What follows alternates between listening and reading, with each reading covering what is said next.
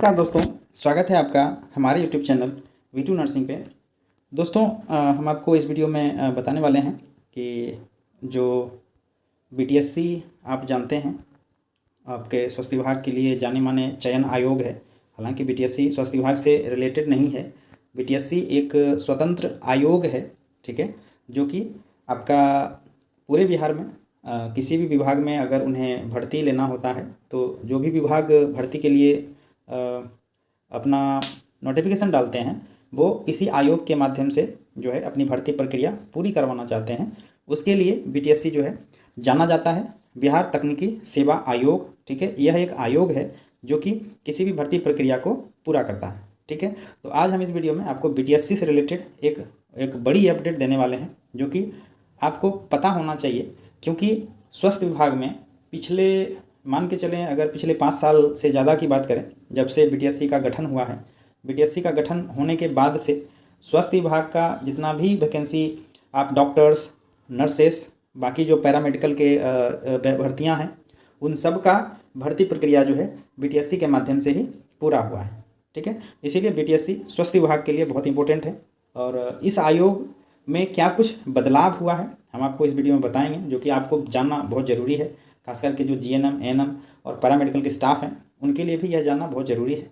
ठीक है, तो हम आपको इस वीडियो में बताएंगे कि BTSC ने क्या कुछ बदलाव किया है अपने नियमावली में, जो कि स्टूडेंट को जानना बहुत ज़रूरी है। ठीक है, तो हम आपको इस वीडियो में वही बताते हैं क्या कुछ बदलाव हुआ है। उससे पहले आप लोगों से रिक्वेस्ट है, चैनल पर आए हैं तो ज़रूर सब्सक्राइब कर लीजिएगा, क्योंकि यहाँ पर आपको लेटेस्ट इन्फॉर्मेशन नर्सिंग से रिलेटेड दी जाती है। ठीक है, आपको पता होगा अभी हाल ही में जो है कि JDU और BJP की सरकार जो है अभी बिहार में आई है, जिसका कि एक मंत्री BJP की तरफ से बिहार का स्वास्थ्य मंत्री मंगल पांडे, आप इनको जानते होंगे, मंगल पांडे को स्वास्थ्य मंत्री बनाया गया है। ठीक है, मंगल पांडे का जो इतिहास रहा है स्वास्थ्य विभाग में बिहार में, वो अच्छा रहा है, क्योंकि अभी तक 2015 से देखा जाए तो जितने भी वैकेंसी, चाहे वो डॉक्टर्स का हो या नर्सेस का हो या फिर पैरामेडिकल का हो, हालांकि पैरामेडिकल के लिए इनका जो परफॉर्मेंस है थोड़ा सा वीक है, थोड़ा सा कमज़ोर है, क्योंकि पैरामेडिकल के जो भर्तियां हैं वो बिल्कुल बहुत दिनों से नहीं आई हैं। बाकी डॉक्टर्स की बात करें और नर्सेस की बात करें तो उनके लिए मंगल पांडे का जो काम है वो अच्छा रहा है। ठीक है, और हम चाहते हैं कि सबके लिए काम हो, क्योंकि सिर्फ डॉक्टर, सिर्फ नर्सेस से जो है विभाग नहीं चलता है, विभाग के लिए सभी लोगों का होना बहुत ज़रूरी है। ठीक है, तो अभी BTSC का क्या अपडेट है आपको बताते हैं। BTSC ने अभी नई नियमावली 2024 जो है संशोधन किया है अपने चयन प्रक्रिया में। उस प्रक्रिया में इन्होंने क्या क्या बदलाव किए हैं वो हम आपको एक बार दिखा देते हैं।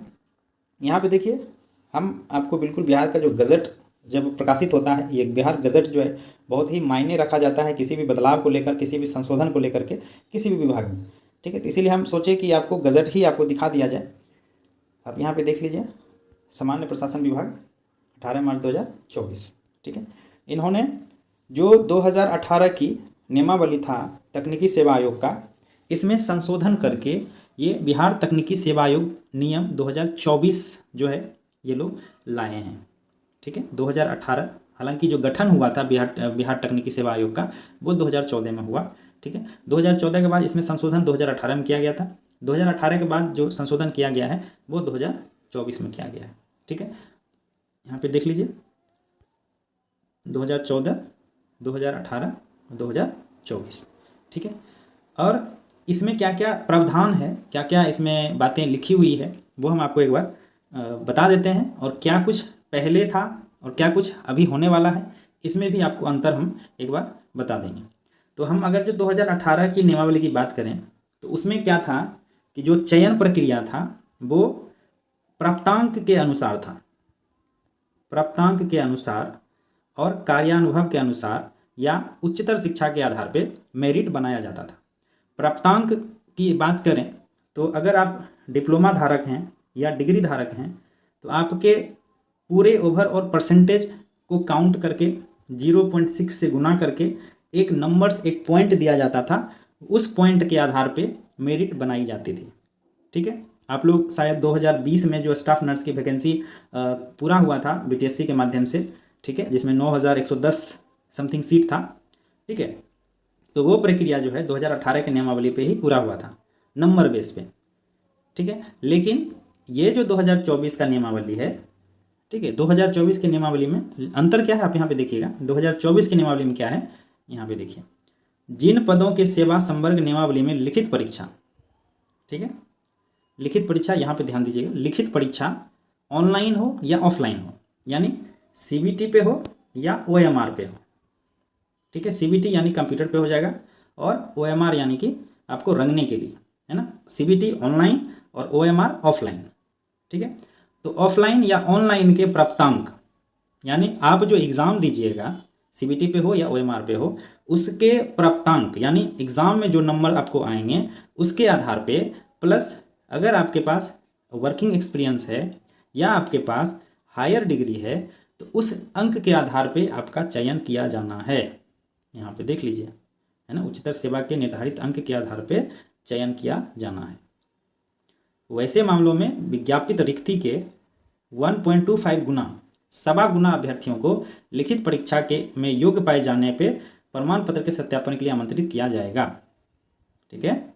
यानी अगर कोई वैकेंसी 1000 सीट पे बीटीएससी में आती है, तो सबसे पहले तो इसका 100 नंबर का एग्ज़ाम होगा, ठीक है। हालांकि ये नंबर्स तो अभी डिसाइड नहीं हुआ है, 100 नंबर का ही मोस्टली होना ही है, ये कंफर्म मान के चलिए। 100 नंबर का एग्ज़ाम हुआ, ठीक। किसी बच्चों को 80 नंबर आया, ठीक है, उसके बाद उसके पास एक्सपीरियंस भी था तो वो ऐड हो जाएगा, उसके पास हायर डिग्री भी था वो ऐड हो जाएगा। तो ये सबको ऐड करके एक मेरिट बनाया जाएगा, ठीक है, मेरिट बनाया जाएगा। और 1000 वैकेंसी पे 1.25 गुना, यानी कि लगभग कितना हो जाएगा, लगभग ये 1250, ठीक है, कितना हो जाएगा, लगभग 1250 के आसपास जो है ये होगा। उसको बुलाया जाएगा किसके लिए, डॉक्यूमेंट्स वेरिफिकेशन के लिए, ठीक है, डॉक्यूमेंट्स वेरिफिकेशन यानी कि डीवी के लिए उसको बुलाया जाएगा, ठीक है। तो 2024 में जो है यह ऐड किया गया है कि एग्ज़ाम के माध्यम से बीटीएससी के द्वारा जो भी चयन प्रक्रिया होगी वो एग्ज़ाम बेस्ड होगा, ठीक है।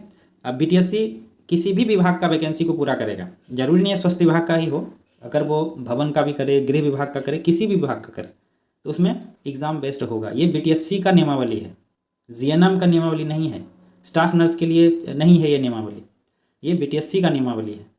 ये बीटीएससी जो चयन आयोग है वह भर्ती को कैसे पूरा करेगा, तो एग्ज़ाम लेकर के पूरा करेगा। अब अगर जो जीएनएम का वैकेंसी आएगा बीटीएससी उसे पूरा करेगा तो वो एग्ज़ाम पे करेगा, एएनएम का आएगा तो वो एग्ज़ाम पे पूरा करेगा, पैरामेडिकल का आएगा तो वो एग्ज़ाम पे पूरा करेगा, डॉक्टर्स के भी आएगा तो वो एग्ज़ाम पे पूरा करेगा, ठीक है। ये इस नियमावली में लिखा हुआ है। और बाकी यहाँ पे देखिए दूसरे पेज में क्या कुछ लिखा हुआ है, परंतु में भी है, रिक्तियों की कुल संख्या के 2.5 गुना, सवा गुना से लिखित परीक्षा में योग्य पाए गए अभ्यर्थियों की संख्या कम रहने की स्थिति में सभी योग्य अभ्यर्थियों को प्रमाण पत्र सत्यापन के लिए आमंत्रित किया जाएगा। अगर 1.25 गुना अभ्यर्थी उनके पास नहीं है, जैसे डॉक्टर्स में होते हैं, डॉक्टर्स का अगर जो 1000 सीट पे बहाली आती है तो डॉक्टर्स जो है मुश्किल से 400 या 300 ऐसे ही वहाँ पहुँचते हैं, तो इस स्थिति में जो है सारे अभ्यर्थियों को काउंसलिंग के लिए बुला लिया जाएगा, ठीक है। तो ये तो सब जगह होता है। उसके बाद तो ऐसा कुछ इम्पोर्टेंट नहीं है, सारा कुछ जो है आपको हमने पहले ही बता दिया, सिर्फ एग्ज़ाम का ही इसमें संशोधन हुआ है, बाकी सब जो है सेम टू सेम है, ठीक है। और जब अभी स्टाफ नर्स का नियमावली आएगा तो हम उस नियमावली को भी आपको एक बार बता देंगे।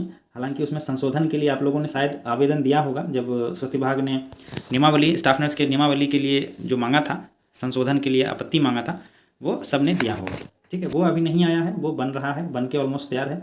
अब जब वैकेंसी आएगी बीटीएससी के माध्यम से या जब भी स्टाफ नर्स की वैकेंसी आएगी तो उस समय नियमावली आप लोगों के सामने विभाग की तरफ से दिया जाएगा, ठीक है।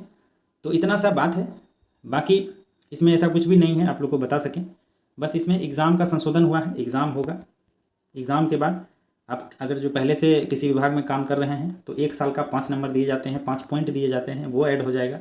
अगर आप जीएनएम हैं और प्लस में पोस्ट बेसी हैं तो ये हायर डिग्री कहलाता है, तो उसके भी आपको पॉइंट मिलेगा। उसके बाद फाइनल मेरिट बनाया जाएगा, ठीक है। तो सब मिला करके बीटीएससी का जो नियमावली आया है उसमें सिर्फ एग्ज़ाम को आप कंपलसरी मानिए, क्योंकि बिहार में बहुत से ऐसे बच्चे हैं अभी जिनको लगता है कि परसेंटेज बेस पे ही होगा, तो वो उस भ्रम से निकल जाएं। आप लोगों का एग्ज़ाम के माध्यम से ही नौकरी किया जाएगा, नौकरी दिया जाएगा, ठीक है।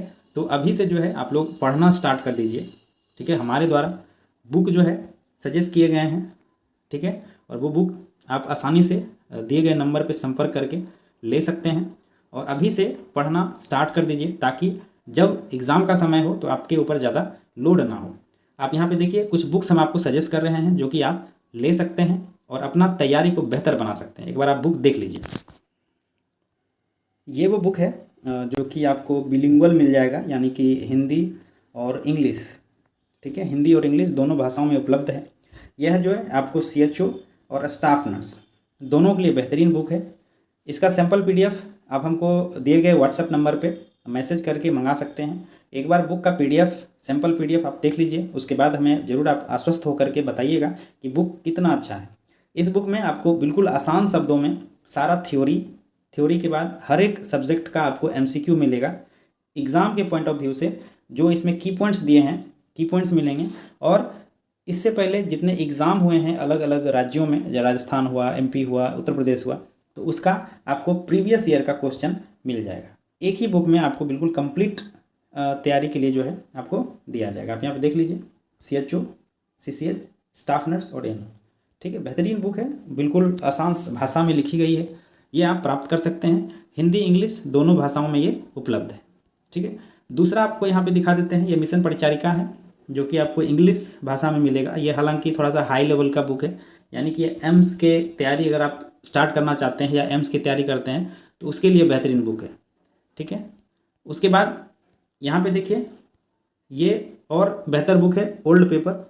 इसमें 2015 से लेकर के अभी तक भारत में जितने एग्ज़ाम हुए हैं नर्सिंग में, ठीक है, चाहे वो नर्सिंग ऑफिसर का हो, स्टाफ नर्स का हो, ठीक है, उसका सारा क्वेश्चन बैंक, यानी क्वेश्चन पेपर जो क्वेश्चन आए थे एग्ज़ाम में, उसका बिल्कुल जमा करके एक बुक बनाया गया है जो कि ओल्ड पेपर के नाम से आपको मिल जाएगा, ठीक है।